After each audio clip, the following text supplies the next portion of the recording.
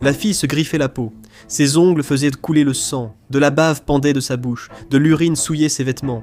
Elle grognait, se débattant sauvagement et férocement à travers la pièce. Les scientifiques, stupéfaits, observaient. Elle semblait adolescente par l'âge, mais pas par le comportement. Jamais ils n'avaient vu quelque chose d'aussi troublant, sans qu'elle en soit responsable. Née en 1957, la vie de Janie a été marquée par les contraintes et la peur. Son père était un homme qui ne supportait pas le bruit, quelqu'un qui n'avait jamais voulu d'enfant, mais qui s'est retrouvé à en avoir malgré tout. La plupart sont morts de négligence avant de grandir, mais ceux qui ont survécu ont compris que le bruit annonçait une punition soudaine. Janie faisait partie des survivants, jamais prise dans les bras, ni bercée, ni à qui on parlait, seulement attachée très serrée dans une chaise haute. C'était comme une camisole de force artisanale, ses bras et jambes bloqués. Elle restait immobile et muette. Son père utilisait une grande planche de bois pour imposer le silence. Vers 20 mois, l'isolement est devenu plus délibéré et contrôlé. Janie a été isolée dans une pièce, porte verrouillée de l'extérieur. Dès lors, elle passait presque tout son temps attachée à un pot pour enfants ou ligotée dans un berceau, ses membres totalement immobilisés, l'empêchant de ramper ou de se lever. Aucun jouet, image, stimulation ni divertissement, juste des murs vides et de longues périodes d'obscurité. Son père interdisait à tous de lui adresser la parole ou de reconnaître son existence, la rendant comme un fantôme. Privée de son et de langage, elle n'a jamais acquis de paroles normales, ni entendu les bruits humains essentiels au développement de l'esprit. Janie ne recevait que le strict nécessaire. Nourriture pour bébé, céréales, parfois un œuf à la coque et des liquides. Le seul moment où sa mère était autorisée à s'approcher de Janie, c'était pendant les repas. Mais même là, tout ce qu'elle pouvait faire, c'était regarder. Son mari insistait pour qu'elle nourrisse l'enfant 3 fois par jour. Des preuves ultérieures montrent que Janie restait longtemps affamée. Sa mère, presque aveugle et très effrayée, prenait des risques pour lui donner de la nourriture en secret. La nuit, la maison était une forteresse. Seul son frère pouvait sortir, uniquement pour l'école et le retour. Il devait toujours prouver son identité pour entrer. Aucun visiteur ni voisin n'était admis, sans exception. En fait, la plupart du quartier pensait que le couple n'avait qu'un seul enfant. Personne ne savait qu'une jeune fille était enfermée dans une chambre. Pendant tout ce temps, son père tenait des registres écrits méticuleux, documentant non seulement les mauvais traitements, mais aussi tous les efforts qu'il faisait pour les cacher. La mère de Janie subissait régulièrement des violences et des menaces de mort si elle contactait ses proches ou la police. Le fils était aussi visé, battu de plus en plus violemment et forcé de participer aux abus en grandissant. Le garçon tentait souvent de s'enfuir, mais il était toujours ramené, et les punitions s'aggravaient. Un jour, son père a juré que Janie mourrait avant 12 ans, mais heureusement, il n'a pas tenu parole. Janie a eu 12 ans. Pendant 1 an et demi, rien n'a changé. Porte verrouillée, liens serrés, lumières éteintes. En octobre 1970, le silence de la maison s'est brisé lors d'une violente dispute entre ses parents, libérant des années de tension. La mère de Janie a finalement menacé de partir après 10 ans de peur, disant à son mari qu'elle partirait s'il ne la laissait pas appeler ses parents. Pour une fois, il a hésité puis cédé. Plus tard, absent de la maison, la mère de Janie a pris sa fille et l'a emmenée chez ses parents à Monterey Park, Californie. Son fils, qui avait maintenant 18 ans, était déjà parti, ayant fugué, et avait réussi à rester caché en vivant chez ses amis. Après 13 ans d'isolement, Janie s'est retrouvée dehors le 4 novembre, 3 semaines plus tard. Ce moment décisif est arrivé par accident. La mère de Janie a décidé de demander des allocations d'invalidité pour les aveugles à Temple City, en Californie, emmenant Janie avec elle alors qu'elle parcourait les rues, ne sachant pas où elle se trouvait. Elle est entrée dans le mauvais bâtiment, qui s'est avéré être un bureau général des services sociaux. À l'intérieur, un assistant social a levé les yeux et a immédiatement compris que quelque chose n'allait pas. L'enfant, silencieuse et raide dans le bureau, semblait à l'assistant social être une fillette de 6 ou 7 ans avec un possible retard de développement, voire autiste. Puis elle a demandé « Quel âge a-t-elle » Quand on a répondu que Janie avait 13 ans et demi, l'atmosphère s'est figée. L'assistant social n'a pas hésité. Son superviseur est venu. Après avoir interrogé la mère de Janie et confirmé les faits, ils ont compris qu'il s'agissait de maltraitance grave, non d'un handicap. La police est intervenue rapidement et les parents de Janie ont été arrêtés en quelques heures. La maison est devenue une scène de crime. Janie est devenue pupille du tribunal. Son destin n'était plus contrôlé par une porte verrouillée et un fusil de chasse. En raison de son état physique extrême et de son absence quasi totale de compétences sociales, le tribunal a émis un ordre immédiat. Elle a été emmenée directement à l'hôpital pour enfants de Los Angeles.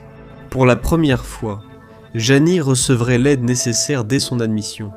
Sa vie était entre les mains de spécialistes ayant consacré leur carrière à étudier les pires actes des adultes envers les enfants. David Rigler, professeur de psychologie à l'Université de Californie du Sud et psychologue en chef de l'hôpital, prit en main le dossier. Howard Hansen, chef du service de psychiatrie, était aussi l'un des premiers experts en maltraitance infantile. Le lendemain, James Kent fut chargé des premiers examens, mais personne ne savait rien de la jeune fille devant eux. Les informations sur l'enfance de Janie viennent des dossiers de police et des notes de son père. En novembre 1970, les médias ont relayé l'affaire Janie. Une unique photo d'elle a suscité fascination et horreur. Des foules se sont rassemblées, cherchant son père et réclamant des réponses. Il a refusé de parler. La pression est devenue insupportable. Le matin du 20 novembre, quelques heures avant son procès pour maltraitance sur enfant, il s'est suicidé avec le fusil de chasse ayant servi à prendre sa famille en otage. Après le départ du père de Janie, les autorités se sont concentrées sur elle et sa mère. Elle a dit au tribunal que des années de violence et sa quasi-cécité l'avaient rendue incapable de se protéger, elle ou ses enfants. Les charges retenues contre elle ont été abandonnées et elle a commencé un suivi psychologique sous la supervision de l'hôpital. Pendant ce temps, la première évaluation de Janie a profondément bouleversé les médecins. C'était leur cas de maltraitance d'enfant le plus grave. Janie était extrêmement pâle, gravement sous-alimentée, mesurait 1,37 mètres et ne pesait que 27 kilos. Elle avait presque 2 dentitions complètes, un abdomen distendu et un cercle de contusion noir et dur autour des fesses, causé par des sangles de contention utilisées des années par son père. Les radiographies ont montré des dégâts plus profonds. Une cage thoracique sous-développée et un âge osseux d'environ 11 ans. Son corps reflétait son esprit. Ses capacités motrices étaient presque nulles. Elle ne pouvait ni se tenir droite, ni étendre totalement bras ou jambes. Elle avançait hésitante, mains recroquevillées devant elle, marchant comme un lapin. Manger était une autre épreuve qu'elle ne pouvait pas surmonter. Elle était incapable d'avaler des aliments solides, ou même mous. La nourriture qui ne descendait pas restait dans sa bouche jusqu'à ce que la salive l'attendrisse, ou bien elle la recrachait et l'écrasait avec ses doigts. Elle était totalement incontinente et insensible à la chaleur ou au froid. Les médecins ont eu du mal à évaluer ses capacités, mais lors de 2 essais, elle a eu un score d'enfant de 13 mois. Curieuse, elle explorait, étudiait les textures et se fascinait pour les sons inconnus, cherchant leur origine. Janie errait dans l'hôpital, mal à l'aise avec le contact physique. Assise sur les genoux de sa mère, elle restait raide et s'enfuyait dès qu'elle pouvait. Les notes de l'hôpital qualifièrent son comportement de très antisocial et difficilement contrôlable. Elle bavait, crachait partout et se mouchait sur tout, sans respect pour la propriété ou les limites, prenant ce qu'elle voulait. Quand elle voyait Janie, elle agissait par impulsion, réagissait aux gestes et expressions, établissait un contact visuel, mais restait inexpressive. Elle communiquait surtout des besoins basiques sans parler. La parole n'avait aucun sens pour elle. Quand elle était submergée, elle se griffait, se frappait et attaquait son propre corps, tout cela sans un bruit. Parfois, elle semblait incapable de pleurer. Si elle avait besoin de faire du bruit, elle poussait des chaises ou traînait des objets sur le sol. Ses accès de violence surgissaient soudainement, sans avertissement ni déclencheur apparent, cessant seulement quand elle était distraite ou épuisée. En janvier 1971, les linguistes ont constaté qu'elle comprenait très peu de mots. Elle reconnaissait son nom, quelques autres, et 15 à 20 objets. Son langage parlé se limitait à seulement 2 phrases, « arrête » et « plus jamais ». Personne n'a pu déterminer si elle avait appris l'un de ces mots dans les quelques semaines qui ont suivi son sauvetage, ou si des tests antérieurs n'avaient révélé aucune cause physique ou psychologique à son mutisme. Aucune lésion cérébrale n'a été trouvée. La conclusion, simple et terrifiante, elle n'a jamais appris le langage faute d'exposition. Petit à petit, ses proches ont tenté de modifier ce schéma. Marilyn Ridgler, épouse du psychologue en chef chargé du cas de Janie, a appris à Ginny à exprimer sa frustration plus sereinement. Elle a encouragé Janie à faire une crise plutôt que de se faire du mal. Elle lui a mis du vernis à ongles et lui a appris que se gratter la peau la faisait paraître mal. Elle s'efforçait de l'apaiser lors des surcharges. Peu à peu, guidée, Janie montrait du contrôle et apprenait à exprimer sa frustration verbalement. Elle a mis au point un système. Très en colère, elle secouait un doigt. Un peu frustrée, elle agitait la main mollement. Les crises de colère et l'automutilation ont diminué, sans disparaître. Les Ritzler allaient adopter Jenny et devenir ses tuteurs légaux. Ils lui ont présenté leur chiot progressivement. Après 2 semaines, sa peur avait disparu, mais les animaux inconnus la faisaient encore paniquer. Marilyn a travaillé avec elle sur la mastication et la déglutition pendant environ 4 mois. Janie n'aimait pas la nourriture solide et préférait les textures molles, mais elle a progressé. Les chercheurs ont tenté de la reconnecter à ses sensations corporelles. Il lui faudrait des années pour montrer une sensibilité claire à la température pour la première fois. Après plusieurs mois, ces progrès lui ont permis d'intégrer d'abord une maternelle, puis une école pour enfants déficients intellectuels. Les Ritzler lui ont appris des tâches ménagères simples. Son self-control s'est amélioré en public. En février 1973, près de 2 ans après son sauvetage, Janie a partagé pour la première fois avec quelqu'un. Un moment qui a marqué une étape importante pour les chercheurs. Bien qu'elle prenne encore des choses qui ne lui appartenaient pas, l'expression de son visage montrait qu'elle comprenait désormais, comprenait qu'elle n'était pas censée le faire. Avec le temps, quelque chose d'autre a changé. Elle semblait plus heureuse. Le personnel rapportait constamment que son humeur s'améliorait et qu'elle paraissait épanouie. En juin 1975, David Ritzler constatait encore des progrès, mais l'ombre demeurait et ses interactions restaient anormales. Les scientifiques pouvaient constater des améliorations partout, mais ils voyaient aussi les marques permanentes d'une enfance sans langage, sans amour ni contact avec le monde extérieur. Et tandis qu'ils travaillaient discrètement derrière les murs de l'hôpital, quelque chose d'autre grandissait en arrière-plan, quelque chose dont ils ne se rendaient pas encore compte, et qui allait bientôt tout plonger dans le chaos. Au début, ils pensaient être unis, médecins, psychologues, linguistes, tous œuvrant vers un même objectif. Mais au fil des semaines qui devinrent des mois, quelque chose de gênant commença à émerger derrière les portes closes. Les personnes qui avaient sauvé Janie se disputaient désormais son esprit. Le financement venait de l'Institut National de la Santé Mentale, ou Institut National de la Santé Mentale, et avec ce financement venait la pression. Des inspecteurs et comités remirent l'étude en question, exprimant d'abord de discrets doutes, puis des doutes plus forts. Il manquait de données exploitables, les notes étaient chaotiques, et aucune structure scientifique ne guidait leurs actions. Hors des expériences sur le langage, aucun paramètre n'était défini. Beaucoup d'informations ont été collectées sans explication claire. Le conflit réel a commencé en mai 1971. Pendant les réunions de subvention, des voix s'élevèrent derrière les portes. Certains croyaient que la science coûtait à Janie son humanité. Les défenseurs de Janie ont averti du risque que l'amour et l'attention deviennent conditionnels. Les réunions devenaient plus amères, car Janie ne recevait des retours que lors de ses progrès ou résultats mesurables. Les infirmières, aides et personnel voyant Janie comme une enfant, non comme un sujet, étaient exclus. Les voix de ceux qui l'appréciaient personnellement étaient progressivement écartées. Ensuite, tout a changé. L'équipe chargée du cas de Janie s'est totalement retirée. Affirmant que le projet privilégiait la recherche au détriment du bien-être de l'enfant, beaucoup pensaient que les chercheurs finissaient par traiter Janie comme un objet, non pas comme une petite fille, mais plutôt comme un spécimen et une opportunité rare, une expérience vivante. Les responsables du projet ont nié publiquement les accusations.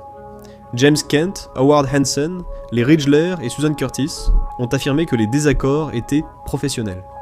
Ils considéraient ces disputes comme normales, voire saines, pensant que tout travail scientifique devait être débattu ainsi.